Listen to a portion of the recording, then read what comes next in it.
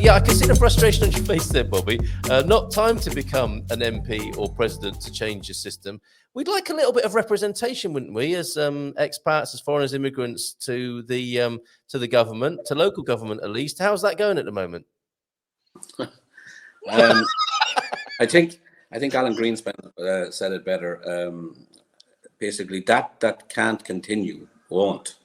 Right. So it'll get to a breaking point, to be honest with you, and people already are very, very fed up with the fact of the position that they're in, and this sort of helplessness of never being able to buy a home or never being able to get on the property ladder, etc. And it has to be addressed. I don't think it can be ignored much longer.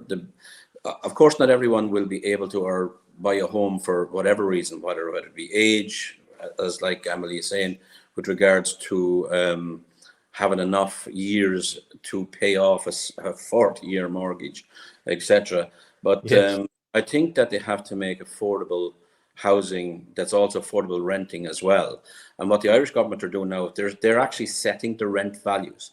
Up to now, the rents have gone crazy in Ireland, and I mean they're worse than here, because there was a huge shortage of, same problem, we weren't able to buy houses because the prices went out of reach of the multiples that the banks will use for lending. And then also the rents just followed, because where you have this dynamic of people not being able to afford housing, there's a lot of houses, investors that will buy the housing, and basically they will just keep increasing the rents. So what you have to have is an alternative balance, that you have affordable renting, and basically the government has to become a developer, and will have to step in and have to develop houses and make an actual ongoing program, and not slums and not just big tall buildings and so on and so forth, but proper environmental friendly housing in good areas, fit for purpose and fit for the next generations to come. And they just have to do it.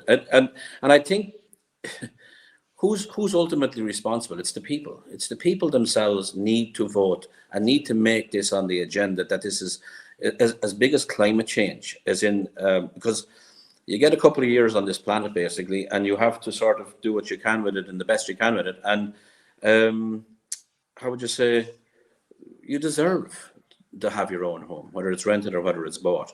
And I think most people now need to sort of start talking to their own local political, whoever they might be, MPs or whatever the equivalent is here, and basically make sure that this housing issue becomes the priority. How about that, Doc? We all need to become activists. Well, I've only said that about 300 times since I've been on the show, that if you don't do politics, politics will do you. Did you say that? No one likes a Marxist telling them "I told you so." So forgive us that, won't you? All right, we do have some other suggestions and comments. This is brilliant this morning. Thank you for that, Amelie. We also have an idea, quite a crazy idea from Andrew, Lord Gilchrist. If you can teach someone to build a house, you could solve homelessness. The governments need to hand out some land. I like the last bit of that. I mean, you were saying, Bobby, weren't you? The banks and the government have locked up quite a lot of land that could become available.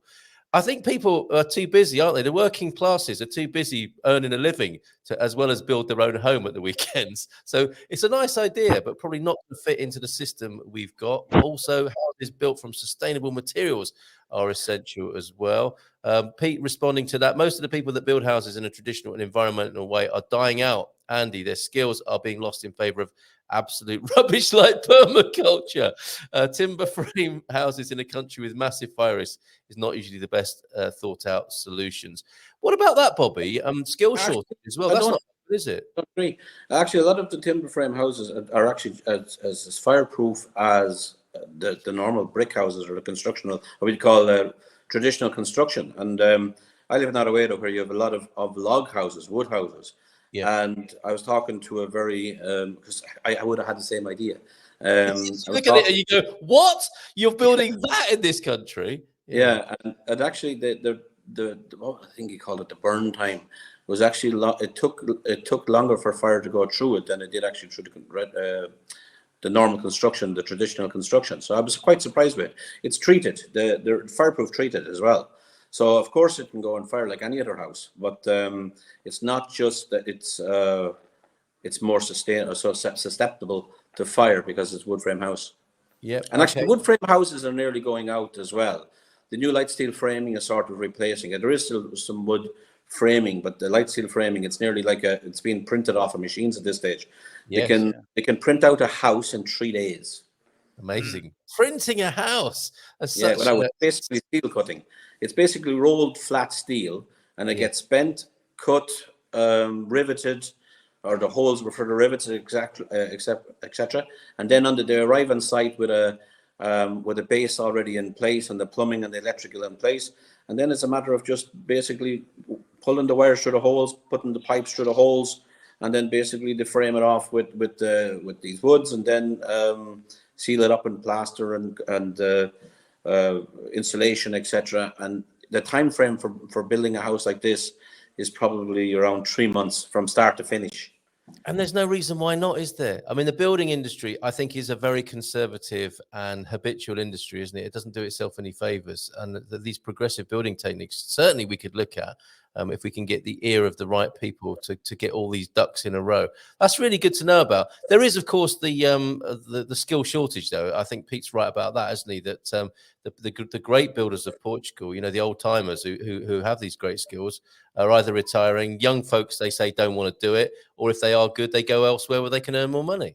It's the brain drain. I was talking to my daughter the other day, and she was saying like lots of Irish people are heading off to Australia, etc. And I was asking her why, and she says you can't afford to live in Ireland as it stands at the moment because of the cost of living, and basically the jobs and the opportunities, and how would you say, the quality of life elsewhere was more attractive. And I think it was the same in Portugal, that you had a huge brain drain out of here after 2008.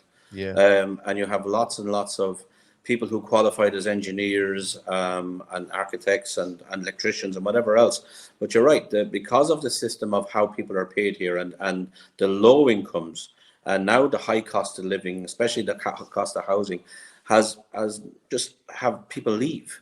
And I think the Portuguese population itself has shrank because of the brain drain. The young people have left the country. And I think, again, the government should have some kind of policy on where they should be looking to repatriate the brains that have left back to Portugal and incentivize them to come home, because you have an amazing country here. And that's fought out by the fact that you have so many foreigners who want to move here. And basically, they are, I would say, picking up the bargains that are there because of where they're from. Obviously, the cost of living is probably a little bit higher than it would be in Portugal, but their salary difference is also extremely different. And that's what attracts people to here. The fact that they can live here at a cheaper rate, and obviously in a secure, beautiful environment. But what's happening is, and there just doesn't seem to be enough policy on the changing of the salaries and how employment works here in Portugal, and to incentivize people to stay. They have to compete. They have to compete for the investors. They have to compete to keep people here. They have to attract different types of jobs to Portugal here. For example, like export, import, and so on. But in Ireland, what they've done, they concentrated on the big tech companies. And they have the headquarters of Google. They have the headquarters of Facebook. They have the headquarters of Dell. They have the headquarters of all the top American corporates are headquartering in Ireland. And people say, you have to pay very little tax there. That's about to change. But the one thing they did, they created huge employment and good tech-paying jobs. And even though it was more expensive to live there, they were able to bring in great paying jobs. Actually, one of the biggest companies in the world, it's an Irish company. It's an airline hire company, and that's why they have successful financial budgets year after year after year, because they could attract in the larger corporate jobs into Ireland. And I think Portugal has to do the same. They need to bring these high-paying jobs. And they need to look at the salary. What's frightening companies coming into Portugal is the status and how people are hired here. and basically it's not really about the 14 months, and it's not really about it's really about performance, being able to get, how would you say, get the best out of your workforce, and make sure that you can either incentivize them to work, and if they don't particularly want to work, that you can let them go. And it seems to be a sort of a thing here that it's impossible to fire somebody unless you pay them huge compensation. And as an employer here, it's not going to, as a corporate company coming in here, you have to look at that part of it as well. So I think there's a couple of things that need to be done with regards to incentivizing people, corporate companies, to come here, maybe from, again, a tax incentive. The European Union brought, I think it was Google, to court to say that it owed Ireland something like, I don't know, 10 billion euros in taxes. And the Irish government brought the European Union to court to say we don't want it. Right. And won. Because they would have walked out the door. Yes. And would have took all those good paying jobs with them. You know? But this is why it's so great to have the property investor and the Marxist on the screen, because you need both, don't you? You do need to protect people, but not protect them at the cost of enterprise and competition and growth. And you need growth, but not at the cost of everyday people who can't afford to buy a house anymore. And this is why we need left and right in the chamber, isn't it? And rather than one or the other all the bloody time. Can I just come back on something? I mean, you're right, and I agree with a lot of what Bobby says. But what you're talking about in terms of employment rights and the rights of bosses to fire unproductive workers. You have to be very careful. I was an employer. You know, I had my own business as a self-employed GP, 25 employees, etc. So I know what it's like to deal with underperformance, etc. But the problem is that the pendulum can swing too far the other way. Sure. And one of the reasons that life is so good in Portugal is that not everyone's trying to live at the frenetic transatlantic pace of, and not every employee is expected to produce 10 hours worth of work within 8 hours with a half-hour lunch break. And that's the difference in culture, Bobby. So I'm not saying that you shouldn't manage performance, and I'm not saying that people should be able to sit behind a desk and watch YouTube all day and get paid and not be fired. But I am saying that that security of secure employment and reasonable workers' rights are a necessity. Otherwise, you're just going to get, it's just goes too far. No, I agree with you, Doc, on those. I agree that there has, and you have this across, but I think it's actually, it has to be balanced. And it's not balanced. It's that simple. It's not balanced in the sense that, you know yourself, every time you get a CV, it looks fantastic. And then you find out after a couple of weeks, well, the CV was probably a little bit embellished. So the thing is, you have to have you have to have basically the ability to run your own company as required, and it's not that you're trying to get people to get 10 hours out of 8 hours. You'd like to get 4 hours out of 6 hours if you can, you know.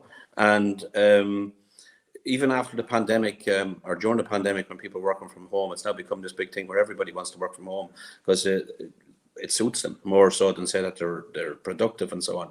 But I would say that one of the biggest issues we have in Portugal is productivity, and productivity, and that's also something that scares other companies in coming out because of the laws that are sitting there at the moment. And because when we go to hire contractors and so on and so forth, and you see people on the sites building and so on, and you know yourself, you'll see people having their breakfast with a bottle of beer at 9 o'clock in the morning. And well, this is the way it goes here, and so on and so forth. So there's a lot of things here that I suppose needs to sort of grow up and be addressed. And I think it all starts with the workplace and with the rules around the workplace, because to get the salaries to increase, you need productivity to increase. You need to have a base where you can have some kind of control over over your staff when you're employing staff and so on and so forth. And how do you say it? Make sure that you're getting the productivity of what you're paying. And if you're getting the productivity of what you're paying, you don't mind paying more. If the results are coming out that the company is doing better, the employees will do better. And I think that's what needs to happen. And I think then the government can get involved with regards given incentives to hire people, basically get people off the dole or off the social system and so on. But what I found here, people are quite happy to get fired after 2 years. Seriously, they're quite happy to can you fire me? And I've got this. Can you fire me and my wife will green receipt you for my salary and I can get the social security for as long as I can? And my answer is no. I'll fire you, okay, no problem. But and I'll pay the compensation, because what you're doing is against the grain of how I go. But it's quite common here, you know. Amazing. I'm keeping you gentlemen past 10 o'clock here, but these are important things, and I will segment this, I think, as another invitation to the government to come and have a listen, or get to the likes of Bobby and Doc round the table. We humbly commend ourselves as immigrants, foreigners, expats with good ideas. We'd love to talk to you, Portuguese government, and humbly put these ideas forward. A few dad jokes then to what's the word? Lighten the mood. Lighten the mood and change the colour, but also